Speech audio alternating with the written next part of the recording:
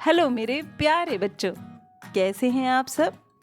आप सभी को आपके दिन की मीन्स चिल्ड्रंस डे की बहुत बहुत बधाई। आज आप लोग खूब मस्ती करिएगा, हाँ, पर ज़्यादा शैतानी नहीं करिएगा। चलिए सुनते हैं कहानी मोटे लाल जलेबी वाले। घर से निकलते ही बाहर चौराहे के सामने ही मोटे लाल जलेबी वाले की मशहूर दुकान थी।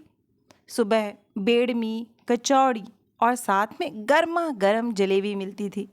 शाम को एक बड़ी सी कढ़ाई में दूध उबाला जाता था, जिससे रबड़ी तैयार होती थी। रात को दूर दूर से लोग दूध जलेबी खाने के लिए आते थे। छज्जूमल बहुत मोटे थे। वे दुकान पर बैठे रहते थे, अपने कारीगरों को डांटते रहते थे। गल्ला संभालना उन्हें बहुत अच्छी तरह से आता था। किसी से भी 1 रुपए का हिसाब गलत नहीं होता था। सुबह 11 बजे से रात के 12 बजे तक दुकान पर ही बैठे रहते थे। सभी उन्हें मोटे लाल के नाम से जानते थे।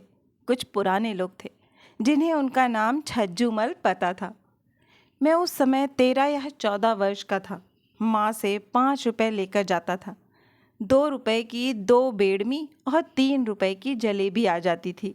वहीं बराबर में बड़ी बेंच पर बैठकर खाता था। हम 2 दोस्त जाते थे। हम कोशिश करते थे कि एक ही बेड़मी में सारी सब्जी खा जाते थे, फिर दोबारा दोना लेकर आगे बढ़ा देते थे। मैं, भैया थोड़ी सी सब्जी देना। सब्जी देने वाला लड़का लाला जी की ओर देखता। लाला जी हम दोनों को घूर कर देखते। इससे पहले वे कुछ बोलते, मैं, अरे लाला जी, आपकी सब्जी बहुत टेस्टी है, इसलिए तो यहाँ रोज़ बेड़मी खाने आते हैं, वरना अगले चौराहे पर 2 रुपए की 3 मिलती है। चल भैया डाल दे सब्जी। लाला जी कुछ नहीं बोलते और सब्जी वाला सब्जी डाल देता है। यह हमारा रोज़ का काम था। एक दिन शाम को हमारे कुछ रिश्तेदार घर आए। शाम को खाना खाने के बाद दूध जलेबी की फरमाइश होने लगी।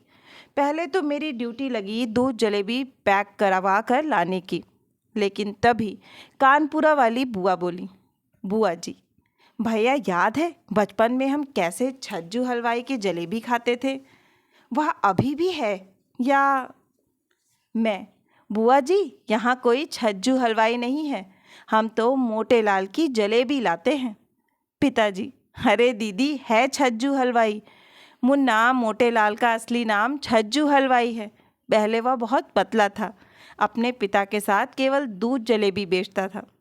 बुआ, छोड़ो ना भैया, वहीं चलकर खाते हैं। सर्दी का टाइम है, गरम गरम दूध और जलेबी, मज़ा आ जाएगा। हम सब तैयार होकर मोटे लाला की दुकान पर पहुंच जाते हैं। दूध जलेबी का ऑर्डर देकर हम वहीं भट्टी के पास खड़े होकर दूध को उबलता हुआ देख रहे थे।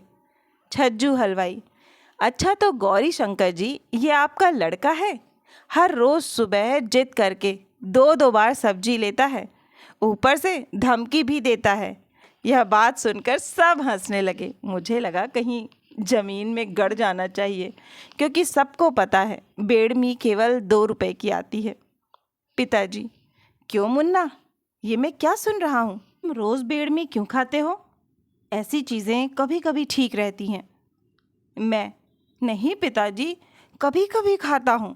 छज्जू हलवाई, छोड़ो गौरी शंकर जी, बच्चा है, मैं जानता नहीं था कि आपका बेटा है। सभी जोर जोर से हंसने लगे। मैं गुस्से से मोटे लाला को घूर रहा था। अगले दिन से मैंने उस दुकान पर जाना छोड़ दिया। एक दिन घर वालों के लिए जलेबी लेने गया तो छज्जू हलवाई ने रोक लिया। छज्जू हलवाई, भैया तुमने आना बंद कर दिया। हम तो उस दिन ऐसे ही कह रहे थे, जितनी चाहे सब्जी ले लिया करो। तुम्हारे पिताजी बचपन से इसी दुकान पर आते थे। अच्छा नहीं लगता, अब तुम कोई और दुकान पर जाओ। मैं अब कभी तुम्हारी शिकायत नहीं करूँगा। मेरा भी गुस्सा तब तक निकल चुका था। अगले दिन से हमारा वही सिलसिला चलने लगा।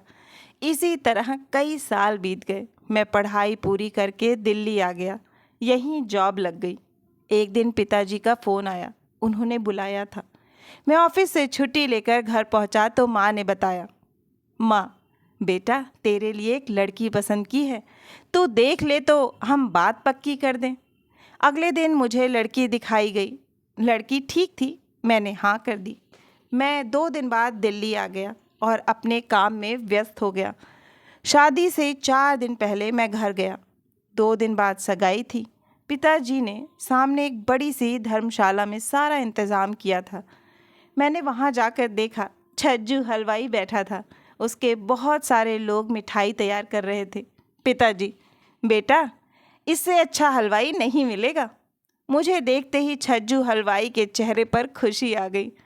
छज्जू हलवाई, आ गए भैया शहर से, चिंता मत करो, सब काम बहुत बढ़िया से हो जाएगा, आपको शिकायत का मौका नहीं मिलेगा।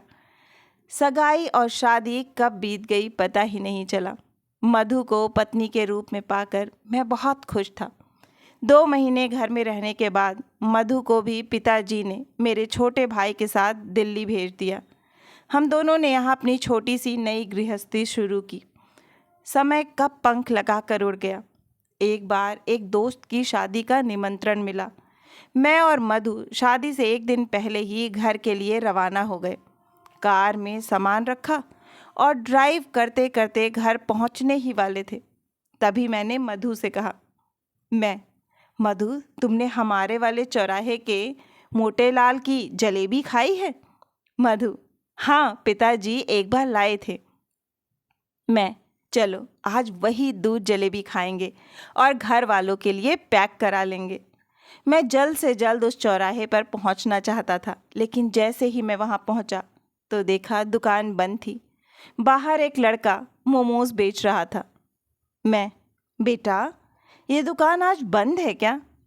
लड़का, भैया यह तो सालों से बंद है, आप मोमोज खाएंगे? नहीं।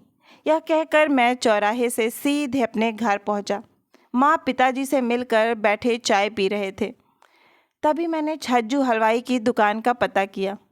पिताजी, मुन्ना, धीरे धीरे शहर का कल्चर बदल गया। लोग अब मोमोज खाने लगे। छज्जू हलवाई की दुकानदारी कम होने लगी। धीरे धीरे कारीगर कम होने लगे। एक दिन पता लगा छज्जू हलवाई को हार्ट अटैक पड़ा। उसे अस्पताल ले जा रहे थे, रास्ते में ही खत्म हो गया।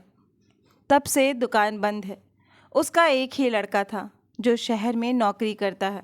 कुछ लोग बता रहे हैं कि वह दुकान बेच रहा है। पता नहीं कौन खरीदेगा।